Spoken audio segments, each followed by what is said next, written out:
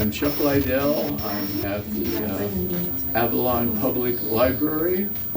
Today is December 11th, 2024, and I'm going to be discussing the first Christmas and Christmas past. Their traditions we don't do anymore, but we really should. Okay, the first Christmas was in 1897. No boats were coming over that day because nobody was coming to Catalina in 1897 on Christmas Eve. So there was a man by the name of A.A. Carriger. He owned a grocery store and a butcher shop, and his store was at 311 Crescent, which is where they now have Cantina Charlie, I think it is, and it's right next to the bank. Now, he wanted to play Santa Claus so bad.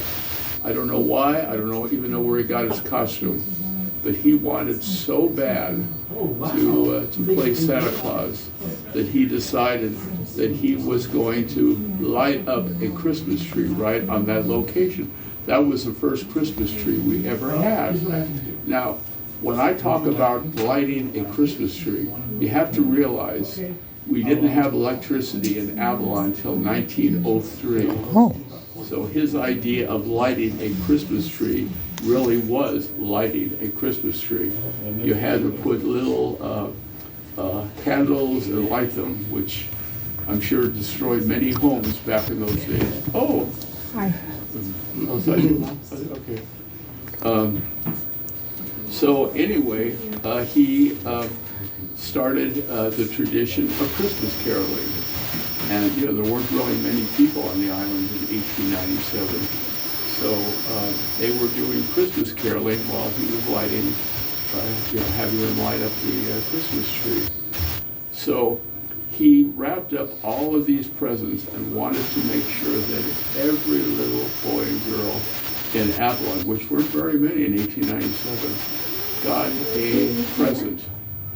So he was in bed, and 3 o'clock in the morning, it suddenly dawned on him, there's one Christmas package I didn't deliver. So he still had his pajamas on. He ran out at 3 o'clock in the morning, ran to his house, the girl's house, put the present down, and ran back. He wanted to make sure that everyone had it. Okay, now, I have a list of the traditions for Christmas that we don't have anymore. Number one, it was singing the Messiah. We did that starting back in the 1970s, and we did it, up until maybe 10 or 12 years ago. Now, we would always do it either in the theater or up in the ballroom, and it was free to the public. And now, I sing so badly that I even mouth when I take a shower. So Margaret Filkley, the minister's wife, was in charge of it, and she said, I think you sing bass, we need a bass. I said, I need to have an audition. She said, we never audition. I said, in my case, I don't even know what I sound like, so I auditioned for her. Okay, we ended up with 4 basses, which isn't very many when you have all the sopranos and tenors and there's only 4 basses. So anyway, now obviously I wasn't singing a solo. Or I was singing so low that nobody could hear me. So the 2 soloists had to protect their voices. So what they did was they let me sing the Hallelujah chorus alone when I had to go, ha ha ha ha, I had to get really high. They couldn't get that high. Well, I couldn't either. So I sang most of the bass section alone. So when I left the theater, or the ballroom that day, so many people came up to me and said, oh, we loved hearing your voice singing I said, you're not supposed to hear my voice. I'm in the chorus. It's a hallelujah chorus. Well, anyway. Now, we also had, there was a gentleman by the name of Shag Parks. He had the Island Grocery where they have the Chef's Grocery Store. Now, I used to work for him.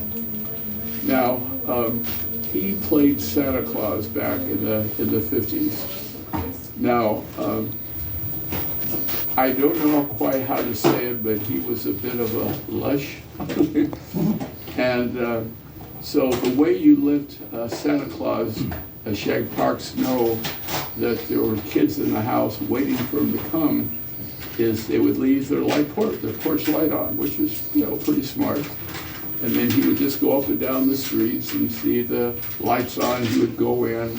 And of course, he knew every kid on the island, so it was easy for him to go in and say, ho, ho, ho, whatever. Well, he didn't want any warm milk or cookies. He wanted a little alcohol. Oh, dear. So he would go in, and you were always hoping that you would be one of the first kids he would go to. Because by the time the evening was over, his beard was all on. His breath was so bad, the little kids would cry when they were on his lap. You didn't want to be on the last of his list. So now, they, over at the Pancake Cottage. It used to be Prego's. I don't know if anyone's been around long enough to know about Prego's. Well, it was Prego's Italian restaurant. And Prego's, really? And they used to, oh, you remember? Well, the name's out there, right? Huh? The sauce, yeah. Oh, yeah, it's called Prego's, which means, I think, Italian thank you. Anyway, so they would often do live theater at the Prego while you were eating, so it's kind of like wine and dine, or wine and show or whatever. Okay. Now they were doing the Christmas Carol, and I because I can't memorize lines, I never could. I was just helping out. Well, at the last minute, the guy that had the lead part of Scrooge called in and said, "I'm sick, I can't be in today." Well, there was no backup for him, and nobody at rehearsal line. So they said, "Chuck, do you know the story of A Christmas Carol?" And I said, "Well, yeah." They said, "You're on," and they pushed me onto the stage. Well, this had everyone confused, especially me, because Paul knows you have to have cues. You have to know what you're going to say so the next person can respond, or vice versa. I had no cues. I didn't know any of the dialogue. I just knew the story. They didn't give you a script? They didn't give you a copy of the script? Well, there was no script. They had memorized it. Oh. You don't have a script when you're doing a live production. Well, if you're just shoved in there, you might. Well, anyway, the point is, I was out there with everybody watching me, and I just started faking it. I was literally faking it.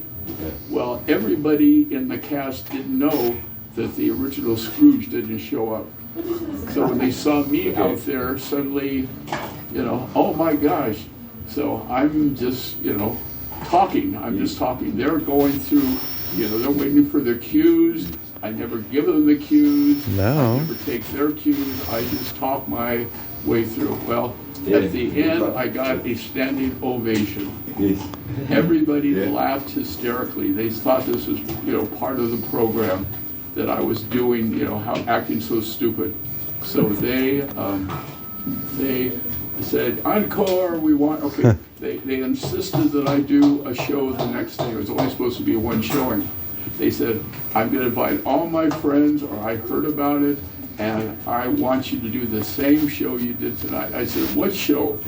I don't even remember doing anything. I was just out there. So anyway, that was my chance to be Scrooge. Now, they had the merchants in Avalon used to get together and put out money through the Chamber of Commerce, and they had a free kid show during the Christmas season, which they should really bring back. You know, a kid motivated kind of a show. Oh, isn't it the Lion, the King, and the Witch? I'm sorry, I just changed it. Yeah, that would have been good, but these were movies. Oh, movie. Yeah, these were movies in the theater. Okay, now, just like the AA character, how much time do I have? You've got about 5 minutes, Oh, okay. 4 minutes. Okay, that's okay. They had a sing-along at the Catholic Church, which was really, really nice. They had a pianist and they had an organist. And they would, in this case, they gave you the sheet music, and, you know, for about an hour and a half, everyone would sing Christmas carols. The only trouble is they would always end with a Hallelujah chorus from Handel's Messiah. The trouble is, they didn't know what parts they were supposed to play. So you have to know, you know, if you're a bass, a tenor, whatever, but still, it was a lot of fun. Now, this happened a couple of times when the post office, what do you call him, the guy that runs the post office, this happened a couple of times when he found that there were still packages that hadn't been delivered yet for, you know, the families that wanted, especially the little kids. He knew the post office was going to be closed on Christmas Day, so the kids wouldn't get their presents until at least the day after. So he would put all, or he or she, I think it was a woman at one time, they put all the packages in their own vehicle, drove around town, and personally made sure that the families had all the packages that were piling up in the post office, so they would have them before Christmas. So anyway, I think these are pretty nice things that we did. Can I ask, did the Wrigleys do anything special for Christmas on the Wrigley family? No. They never did? They were never here. Oh. They were always back in Wisconsin, Fond du Lake, Wisconsin, or in Chicago. The only time the Wrigleys came was during the spring training for the Chicago Cubs. Okay. So they would come in February and March. The Wrigleys were never here at that time. I think they wanted to be with their families, they wanted to be with everyone else, but no, the Wrigleys were never here. They had no traditions. The same with the Rusacks now. Allison Wrigley Rusack and her family, as far as I know, are not here for Christmas either. Where did the tradition, there is a tradition amongst the Spanish-speaking community on the island of, what is it, it's called a posada, the parade? Las Posadas. When did that start? Okay, Las Posadas started back in the 30s. What they would do, I'm glad you reminded me Yeah, of that. afraid you just have 1 minute. What they would do is they would get on carriages and drive and march through the town. It was called Las Posadas. It didn't last very long. They did it a couple years ago. It lasted, I saw it in my time here. Oh, really? There was a posada pretty recently. Las Posadas? Yeah, I know yeah. they do a thing for Easter when they have they carry the cross and march through that. This is Las Posadas? Yeah, yeah. Oh, okay, good. Yeah, because a couple of my devilish library children were actually the little baby Jesus. So I thought that was good. funny. No, good. I'm glad. Okay, I'm glad you told me. I Yeah. did not know they had. I'm not Las sure Posadas. I can't recall if I've seen it since pandemic, but I may have done, and I just have been working here on the day. But Okay. Well, good. I never saw that. we got 10 seconds. Okay, that's all my story. Well done.